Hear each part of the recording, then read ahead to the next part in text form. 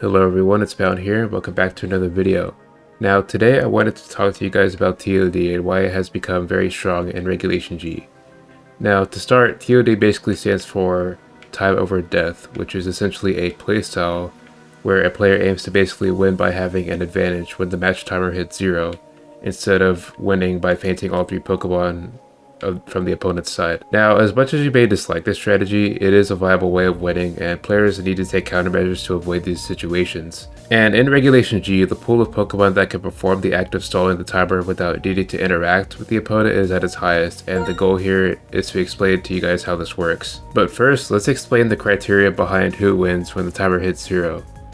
As you can see in the following screenshot from GameWith, the game does 3 checks to determine who wins when the timer hits 0.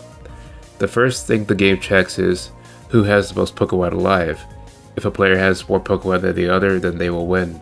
If the Pokemon count is tied, then the game checks the HP percentage of the surviving Pokemon.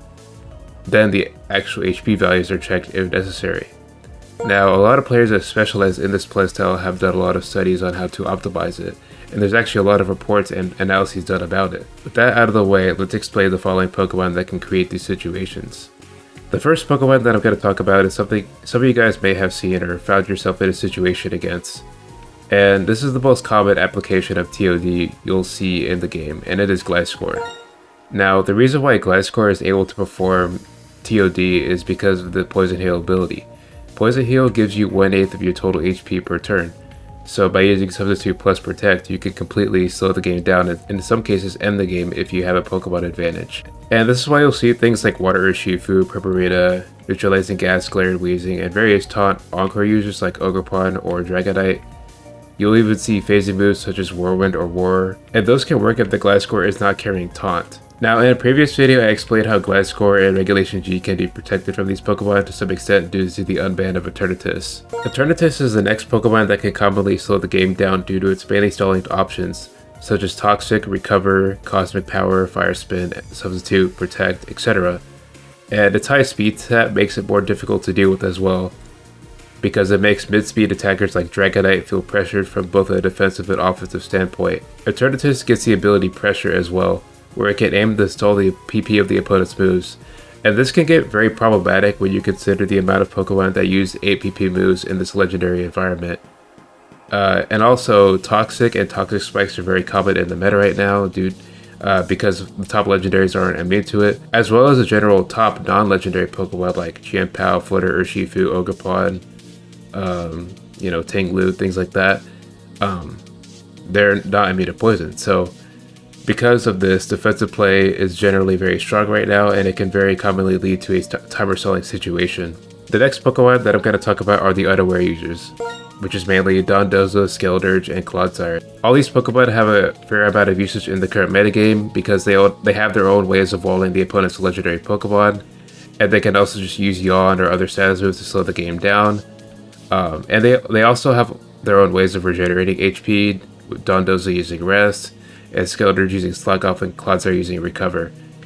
And you'll sometimes find any of these Pokemon using Protect as well, which further brings out their strength as unaware Pokemon, as you're basically unable to punish those Protects with a set of moves of your own, for example, unless you use Mold Breaker plus setups such as Fire Ogerpon. But in that case, if you're having an unaware Pokemon paired with the Eternatus, this can be very hard to pull off. Since Eternatus, like I said, is very fast, and it's faster than Ogerpon, so Ogerpon has to worry about getting stalled out by Eternatus bulk while also getting outsped by it. So all this synergy kind of plays out into why it's very strong right now. And another Pokemon that can perform TOD is Lugia. Now Lugia can perform this pretty well because of Multi-Scale plus Roost combination, and it's fast enough to avoid Toxic from the opponent by using Substitute. It can use Substitute from a faster speed, so things like Gliscor and other slower Pokemon can't use Toxic. And combined with Stealth Rock Spikes or Toxic Spikes, Lugia can use Whirlwind to whittle the opponent down, which basically increases the chances of winning as the timer runs out because you're just getting a lot of chip damage on the opponent, and since you most likely have all your Pokemon alive, this can be very powerful in just winning off of timer. The last Pokemon I'm going to talk about in this video is Garganacl, and the reason why Garganacl is good in TOD situations is the combination of Salt Cure, Protect, Substitute, and Recover. And it can basically respond to the opponent's defensive play with Salt Cures while staying healthy with Recover. And because of how tanky it is, it can be difficult to remove it before it causes any problems, and the ability Purifying Salt further amplifies this issue since it cannot be status in any way. So it's just going to sit there without you. It's going to sit there while only requiring direct damage to actually kill it. Now, with all this being said, there are countermeasures to this playstyle, and lots of players are now forced to directly respond to these situations because in Regulation G, the amount of TOD has gone to a point where it's hard to ignore, especially at higher levels of play. So yeah, that's going to be it for this video. Let me know your thoughts about this in the comments below. But yeah, thank you for watching, and I hope you guys have a great rest of your day. See you all next time.